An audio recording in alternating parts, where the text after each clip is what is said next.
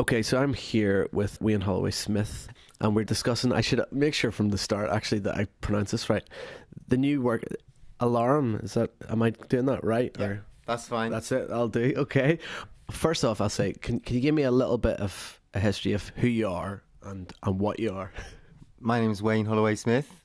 I'm ostensibly a poet, originally from Swindon. In my book, it says Wiltshire, which is the county that sounds posher than Swindon.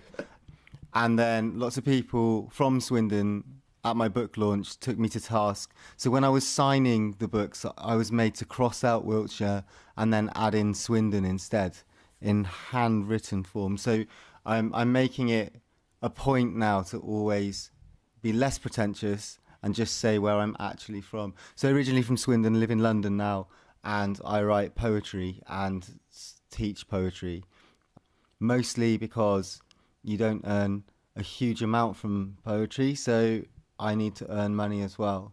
Lots of people want to write it, so they pay me money in order for me to facilitate that happening in some way. And this piece of work, I mean, could you tell us a little bit about the journey from the start of thinking it up or putting it together and to where you're at now with it? So a while back, Steve, being a musician, that when you bring out a piece of work, you usually bring out an EP before an LP. Right. So, yeah, a little taster. So a few years ago, did that, and then that went well. That was with a smaller kind of independent publisher in London, and sort of people were interested in what I was doing. But obviously, between then and now, a lot of what I think about myself, a lot of life experience stuff, everything's kind of changed. So it turns out that none of those original poems are in this book. Initially, when the contract for this book was signed, a number of those poems were in there, but I felt it was dishonest to continue including those when they no longer really represented what I was about. So a lot of this is built up of experience of having mild anxiety and sometimes lots of anxiety. There's a lot in there about being working class and a man and what that means, but also trying to dismantle the received notions of what that means. So do you have to be quite hard? Hope not, because I'm absolutely not. I weigh about 8 stone, lost every fight that I've ever been in. I generally try and avoid those. Can you be a poet and also a doctor of philosophy, which is what I am, and still be working class? Well, some people would say no, but then I think, why not? Is it because you can't be good things like a poet and a philosopher when you're working class? Why is that? Well, why is that reserved exclusively for middle class people? So I'm fighting the working class corner, desperately clinging on to that title because it sounds cooler and because there might be some kind of merit in it. I think that's probably sums me up. You were talking about cancelling out Swindon and all the things. But then I noticed when you were signing these the other night that you cancelled out your name. So I wanted to ask you what that was all about. That's a really good question, right? So all of the authors in every book that I've ever got signed from like famous authors that I've really respected have always cancelled out their name, right? So Steve's talking about the inside but one page of my book where it's got my name, the title, a massive gap, and then Blood Axe Books, who I'm published by. And usually people sort of strike out their name and then write a nice message and then sign their name underneath. And I think no one knows why they do that. It's convention. And I only did it to be, in complete contrast to what I'd promised a minute ago, pretentious. I'd noticed that people did it. And I thought, why are they doing that? I can't even ask why they're doing that, because then it would seem like I didn't know what I was doing. And then maybe I'm not one of their peers, but like an actual fan. So I never asked. And I resolved that I would never do it. And then I just thought it'd be really fun to do. I also think that the people who do it don't know why they do it. And I think they only do it because people that they looked up to previously did it. So it's kind of the Emperor's clothes kind of gone. It's 100% Emperor's new clothes, yeah. Well, can I tell you what I think my theory is on it? Because I thought about it long and hard because we were discussing it because I'd seen you do it in a couple. I was thinking because you're there and then, like the poet is present, that by cancelling out this and then signing it with your name, it's like we don't need that because I'm here now. Almost like a a proof of, you know, like having like the newspaper for the day in a photograph kind of thing. But I don't know, maybe we'll never know. That's a more well-rounded understanding than the one that I just tried to develop. Or else that was just a very pretentious answer that I gave. What's next in terms of poetry-wise? I'm speaking to another independent publisher about effectively what would be, as we might as well carry on with the music analogy, another EP, Right. which should be coming out next year. And that would be a kind of a thing for me to be interested in, because I think after some, you know, this book took 5 years, so it's a bit deflating after the big evening and, you know, holding it in your hand, which is a thrill for a second, and then you realise, crikey, it's finished. What the hell am I going to do with myself? And then, so I've been working on some stuff which is a slight extension from what this is, but also a slightly new direction. And I'm going to try a few things out with this independent publisher and see how that goes, whilst also sort of building towards the second book with Blood Axe, who are my favourite publisher. So I want to stay with those guys. Yeah. This probably says more about my own ignorance than anything else. But I was just thinking about the fact that, from my experience, maybe poetry doesn't get quite as much coverage as some of the other arts, and specifically we've been talking a lot about music, and you think about film and TV and stuff.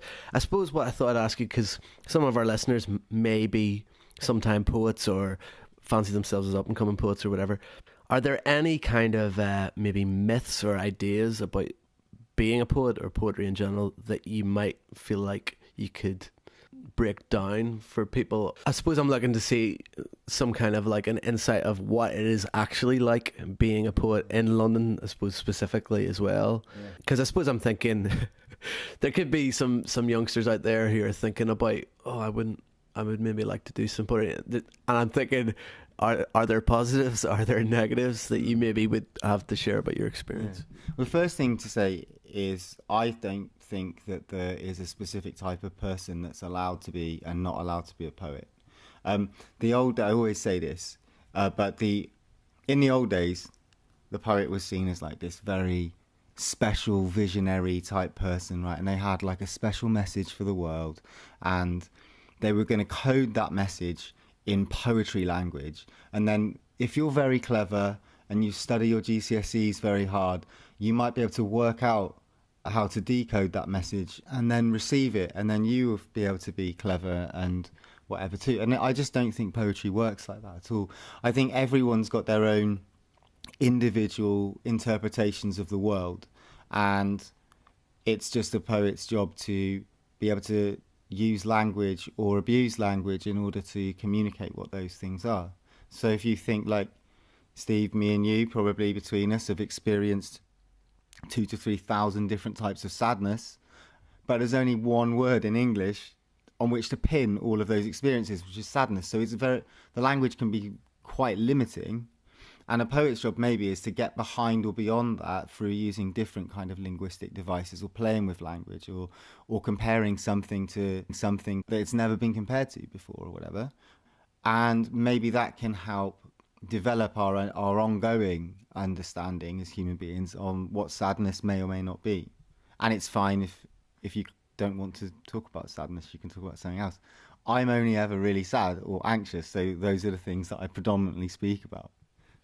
I just got to say that I think it's also integral that you don't feel like you have to dress or walk a certain way to be a poet, or take opiates or something, because all of those things can get quite expensive, I imagine, and maybe are not, despite all the myths, that conducive to being very creative.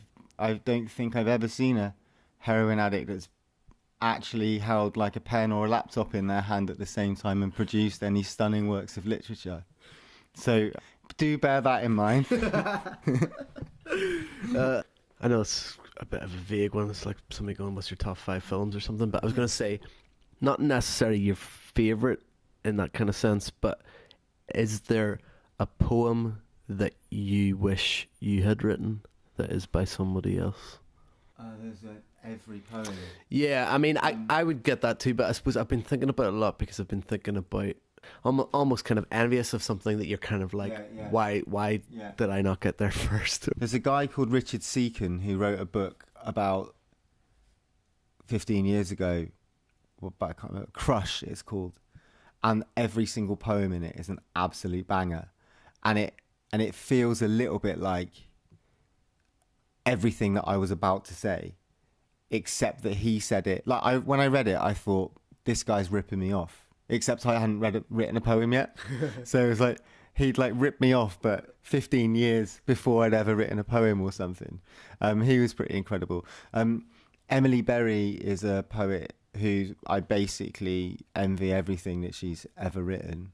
And another poet is Mark Waldron, who's amazing. He wrote a series of poems about the magic roundabout and how Dougal the dog secretly is in love with Florence, the girl. That was very entertaining. And we're published by the same publisher, which is amazing to like. But he was at the launch the other night, which was wonderful. Thanked him. I mean, for you, do you feel like there are definite areas of things that are inspiration, or is it one of those things where it can just come from anywhere? Or have you felt like you've noticed familiar trends in the themes of things that inspire? So this book obviously has familiar themes, which are mostly like panic. But then in terms of inspiration, a lot of it actually is like almost willfully misunderstanding song lyrics, where you hear a song lyric, you hear it wrong and you think, actually, that's a really good song lyric. And then you find out what it actually is and you think, that guy is so rubbish at writing songs. Like, why didn't he write the one that I just said instead? So there's sometimes you just, I guess you think of a particular subject for a long time and then just one line of something will come into your head. I once had this thing about two nuns having a snowball fight for ages. Every time I tried to write that poem, I couldn't write it, and then it turned out I wrote something fairly similar, but I kind of pinned something completely different to that image. So sometimes I feel like it's about imaginative leaps of association. So taking, like, Mark Waldron, for example, has a poem explaining why an iron, like an iron that you iron your shirts with, is exactly like a dog. And sometimes I think about that when I'm trying to make imaginative leaps of association. So like, could talk about loneliness, but then actually just describe like a snake eating 3 deer in a field. And maybe if you carry it off well, like that might present a new angle on what loneliness is or whatever. I've just got to say, as I'm aware that the time is running out, I'm actually an incredibly interesting person that isn't that lonely or anxious, and I have loads of mates, loads of girls sexually desire me. I dress very well. I'm slender but muscular and have chiseled features and a very, very symmetrical face. So there's lots more to admire about me, even if it's not the poetry. And I can say for all those out in Radio Land that I can confirm absolutely everything that Wayne just said. Well, here I was going to say, because knowing you a bit, I think I do think of you as in my interpretation of these words, a true proper kind of artist in my head.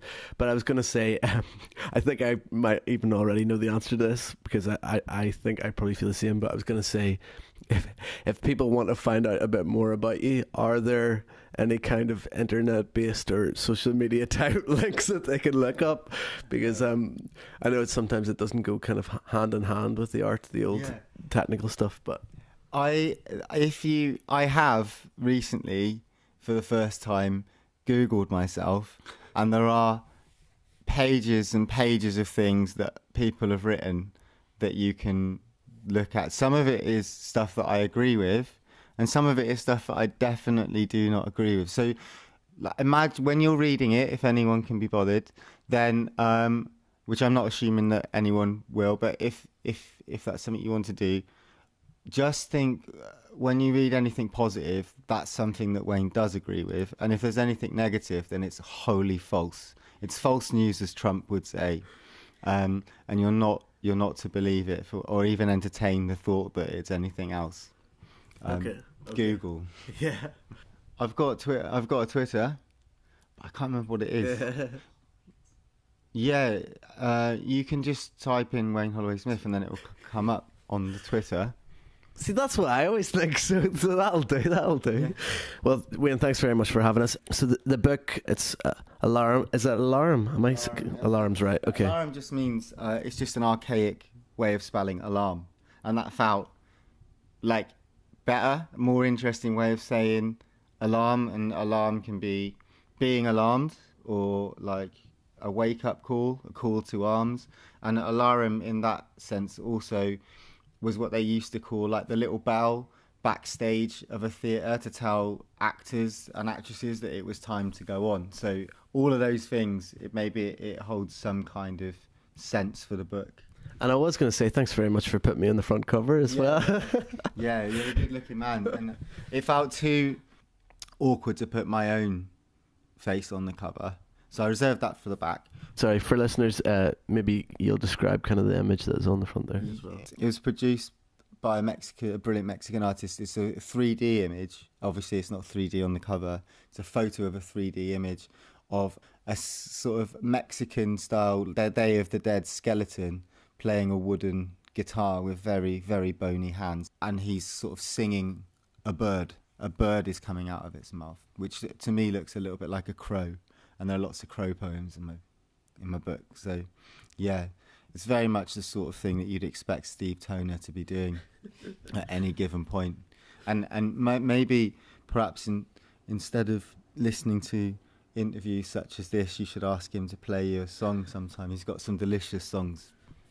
Well, that's very kind of you, Ian. Now, I just want to finish off by saying, if anyone wants to get hold of the book, I mean, we're not the BBC here, so it doesn't matter who we advertise, but is there certain shops or all shops or certain websites, or where is the best kind of place for them to get hold of it?